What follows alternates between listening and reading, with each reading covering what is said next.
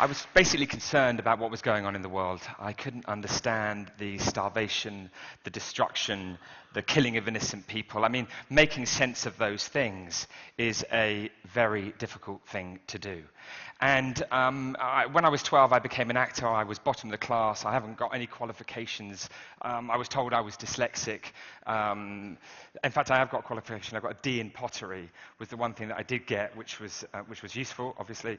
And so concerned is where all of this comes from. And then, being an actor, I was doing these different kinds of things, and I felt the content of the work that I was involved in really wasn't cutting it, that there surely had to be more. And at that point, I read a book by Frank Barnaby, this wonderful nuclear physicist, and he said that media had a responsibility, that all sectors of society had a responsibility to try and progress things and move things forward. And that fascinated me, because I've been messing around with the camera for most of my life, and then I thought, well, maybe I can do something. Maybe I can become a filmmaker. Maybe I can use the form of film constructively to in some way make a difference. Maybe there's a little change I can get involved in. So I started thinking about peace, and I was obviously, as I said to you, very much moved by these images, trying to make sense of that. Could I go and speak to older and wiser people who would tell me how they've made sense of the things that are going on? Because it's obviously incredibly frightening. But I realized that, having been messing around with structure as an actor, that a series of sound bites in itself wasn't enough, that there needed to be a mountain to climb, there needed to be a journey that I had to take, and if I took that journey, no matter whether it failed or succeeded, it would be completely irrelevant. The point was that I would have something to hook the questions of, is humankind fundamentally evil? Is the destruction of the world inevitable? Should I have children? Is that a responsible thing to do, etc., etc.? So I was thinking about peace, and then I was thinking, well, where's the starting point for peace? And that was when I had the idea. There was no starting point for peace. There was no day of global unity. There was no day of intercultural cooperation. There was no day when humanity came together, separate all of those things, and just shared it together, that we're in this together. And that if we united and we interculturally cooperated, then that might be the key to humanity's survival. That might shift the level of consciousness around the fundamental issues that humanity faces if we did it just for a day. So obviously, we didn't have any money. I was living in my mum's place, and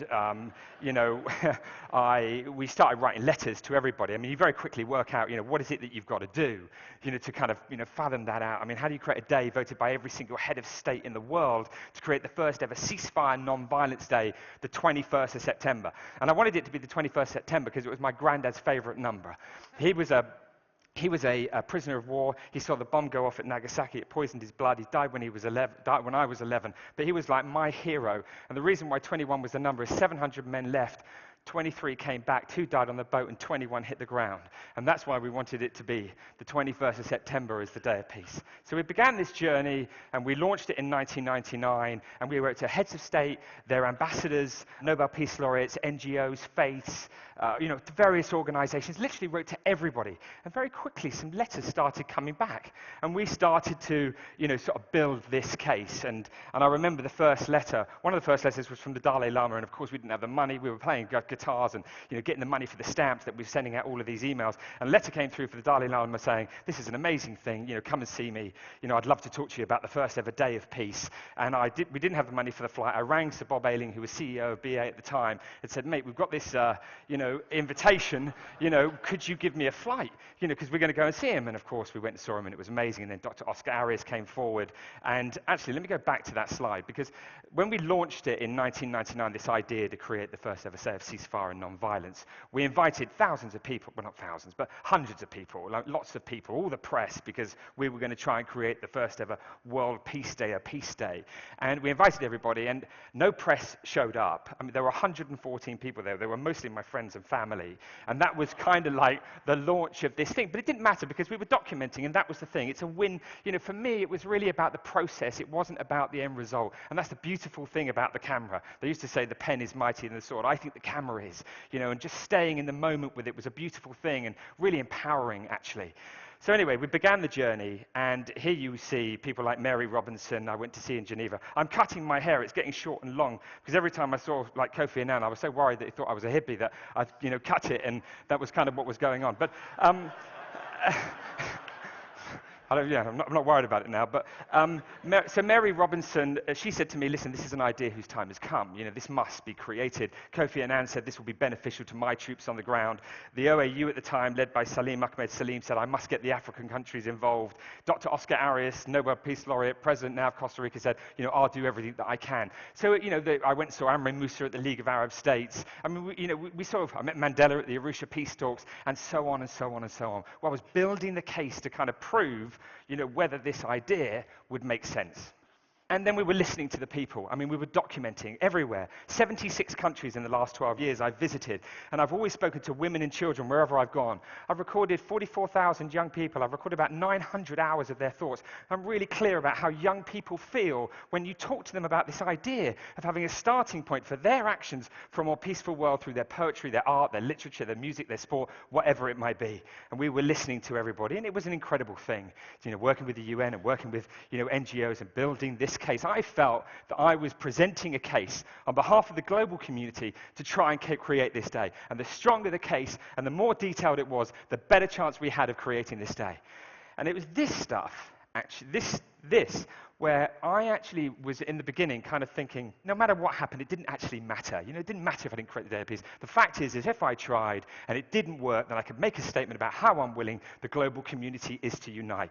Until it was in Somalia where, picking up that young girl and this young child who'd taken about 1.5 inches out of her leg with no anesthetic, and that young boy who was a child soldier who told me he'd killed people, he was about 12. These things made me realize that this was not a film that I could just stop, and that actually at that moment something happened to me which obviously made me go, I am going to document. If this is the only film that I ever make, I'm going to document until this becomes a reality, because we've got to stop. We've got to do something where we unite separate from all the politics and religion that as a young person is confusing me. I don't know how to get involved in that process.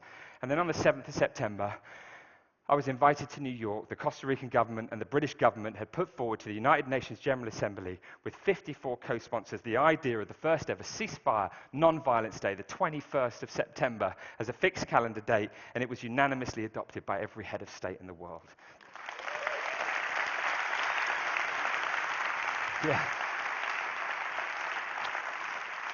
Yeah, the hundreds of individuals obviously made that a reality, and thank you to all of them. I mean, that was an incredible moment. I was at the top of the General Assembly just looking down into it and seeing it happen. And as I mentioned when it started, we were at the Globe and there was no press. And now I was thinking, well, the press is really going to hear this story. And suddenly we'll start to institutionalize this day. And Kofi Annan invited me on the morning of the September the 11th to do a press conference. And it was 8 a.m. when I was stood there, and I was waiting for him to come down, and I knew he was on his way. And obviously, he never came down. The statement was never made. The world was never told there was a day of global ceasefire and non-violence. And it was obviously a tragic moment for the thousands of people who lost their lives there and then subsequently all over the world. It never happened. And I remember thinking, this is exactly why, actually, we have to work even harder. And we have to make this day work. It's been created, nobody knows, but we have to continue this journey. And we have to tell people, and we have to prove it can work. And I left New York, freaked, but actually empowered. And I felt inspired by the possibilities that if it did, then maybe we wouldn't see things like that. I remember, sort of putting that film out and going, the cynics. I was showing the film, and I remember being in Israel getting absolutely slaughtered, by some guys having watched the film that, it's just a day of peace. It doesn't mean anything. It's not going to work. You're not going to stop the fighting in Afghanistan. The Taliban won't listen, etc., etc. It's just symbolism. And that was like even worse than actually what had just happened in many ways, because it couldn't not work. I'd spoken in Somalia, Burundi, Gaza, the West Bank, India, Sri Lanka, Congo, wherever it was, and they'd all tell me, if you create a window of opportunity, we can move aid, we can vaccinate children. Children can lead their projects, they can unite, they can come together. People will stop, lives will be saved. That's what I'd heard, and I'd heard that from the people who really understood what conflict was about. And so I went back to the United Nations. I decided that I'd continue filming and make another movie. And I went back to the UN for another couple of years. We started moving around the corridors of the UN system and governments, and NGOs, trying desperately to find somebody to come forward and have a go at it, see if we could make it possible. And after lots and lots of meetings, obviously, I'm delighted that this man, Ahmed Fawzi, one of my mentors and heroes, really, he managed to get UNICEF involved in UNICEF, God bless them, they said, okay, we'll have a go. And then UNAMA became involved in Afghanistan. There was this thought, well, could it work in Afghanistan with UNAMA and WHO and civil society, et cetera, et cetera, et cetera. And it was like, and I was getting it all on film, and I was recording it, and I was thinking, this is it. This is the possibility of it maybe working. But even if it doesn't, at least we've started, the door's open and there's a chance. And so I went back to London, and I went and saw this chap, Jude Law, and I saw him because he was an actor, I was an actor, I had a connection to him because we needed to get some press, we needed some traction, we needed the media to be involved. Because if we start pumping it up a bit, maybe more people would listen, and there would be more kind of like, when we got into certain areas, maybe there would be more people kind of interested, and maybe we'd be helped financially a little bit more, which was desperately difficult, but I won't go into that. But so Jude said, okay, I'll do some statements for you. And whilst I was filming these statements, he said to me, where are you going next? I said, I'm going to go to Afghanistan. He's like, really? And I could sort of see a little look in his eye of interest. So I said to him, well, do you want to come with me? Do you want to come? It'd be really interesting if you came. It would help, and it would bring attention, and that attention would help kind of leverage the situation, as well as all of the other sides of it. I mean, I think there's a number of pillars to success. One is you've got to have a great idea. The other is you've got to have a constituency. You've got to have finance, and you've got to be able to raise awareness. And actually, I could never raise awareness by myself, no matter what I'd achieved. So these guys were absolutely crucial. So he said yes, and we found ourselves in Afghanistan. It was a really, incredible thing that when we landed there, I was talking with various people, and they were saying to me, you've got to get everybody involved here. You can't just expect it to work. You have to get out and work. And we did. And we traveled around, and we spoke to elders, we spoke to doctors, we spoke to nurses, we held press conferences, we went out with soldiers, we sat down with ISAF, we sat down with NATO, we spoke down with the UK government. I mean, we basically sat down with everybody, in and out of schools, with ministers of education, holding these press conferences, which of course now was loaded with press. Everybody was there. There was an interest in what was going on. This amazing woman, Fatima Gilley, was absolutely instrumental in what went on. She was a spokesperson for the resistance against the Russians, and her Afghan network was just absolutely everywhere, and she was really crucial in getting the message in. And then we went home, and we'd sort of done it. We had to wait now and see what happened. And I got home, and I remember one of the team bringing in a letter to me from the Taliban. And that letter basically said, we'll observe this day. We will observe this day. We see it as a window of opportunity, and we will not engage. We're not going to engage. And that meant that, humanitarian workers, wouldn't be kidnapped, or killed. And then suddenly, I obviously knew at this point there was a chance. And days later, 1.6 million children were vaccinated against polio as a consequence of everybody stopping.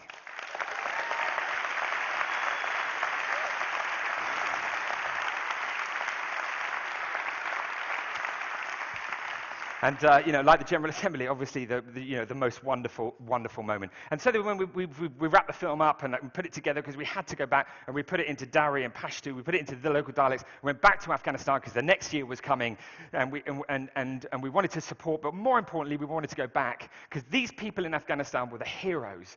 They were the people who believed in peace and the possibilities of it, et cetera, and they made it real. And we wanted to go back and show them the film and say, look, you guys made this possible, and thank you very much. And we gave the film over, and obviously, it was shown, and it was amazing. And then that year, 2008, this ISAF statement, Kabul, Afghanistan, September 17th, General Stanley McChrystal, Commander of International Security Assistance Forces in Afghanistan, announced today ISAF will not conduct offensive military operations on the 21st of September. They were saying they would stop. And then there was this other statement that came out from the UN Department of Security and Safety saying that in Afghanistan, because of this work, the violence was down by 70%. 70% reduction in violence on this day of peace. And that completely blew my mind, kind of almost more than anything. And I remember being stuck in New York, this time because of the volcano, which was obviously much less harmful. But I was there thinking about what was going on, and I kept thinking about this 70% reduction in violence in what everyone said was completely impossible and you couldn't do. And that made me think that if we can get 70% in Afghanistan, then surely we can get 70% reduction everywhere. We have to go for a global truce. We have to utilize this day of ceasefire and non-violence and go for a global truce. Go for the largest recorded cessation of hostilities, both domestically and internationally, ever recorded. It's exactly what we must do. And on the 21st of September this year, we're going to launch that campaign at the O2 Arena to go for that process, to try and create the largest recorded cessation of hostilities. And we will utilize all kinds of things, kind of dance and social media and visiting, come to Facebook and visit the website and sign the petition, and it's in the 6 official languages of the United Nations. And we'll globally network with government, intergovernment, non-government, education, unions, sports, and you can see the education box there. We've got resources at the moment in 174 countries trying to get young people to be the driving force behind the vision of that global truce. And obviously the life-saving is increased, the concerts help, linking up with the Olympics. I went and saw Seb Coe, I said London 2012 is about truce. Ultimately that's what it's about. Why don't we all team up? Why don't we bring truce to life? Why don't you support the process of the largest ever global truce? We'll make a new film about this process. We'll utilize sport and football. On the Day of Peace there's thousands of football matches all played from the favelas of Brazil to wherever it might be. So utilizing all of these ways to inspire,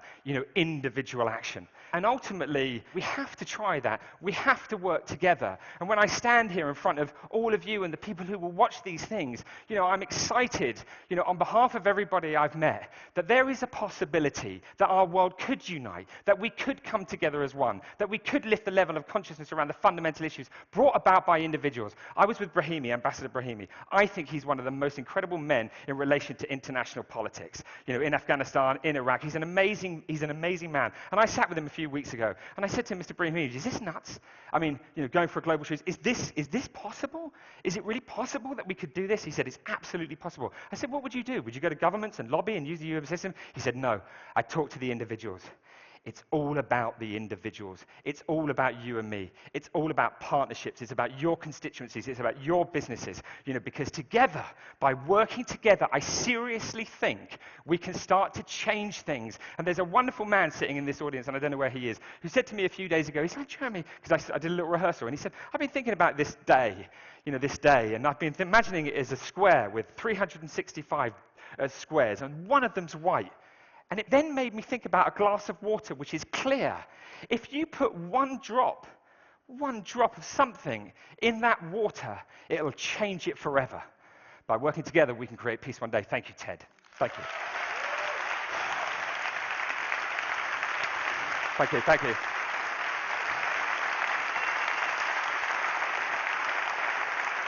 Thanks a lot. Thank you very much. Thank you.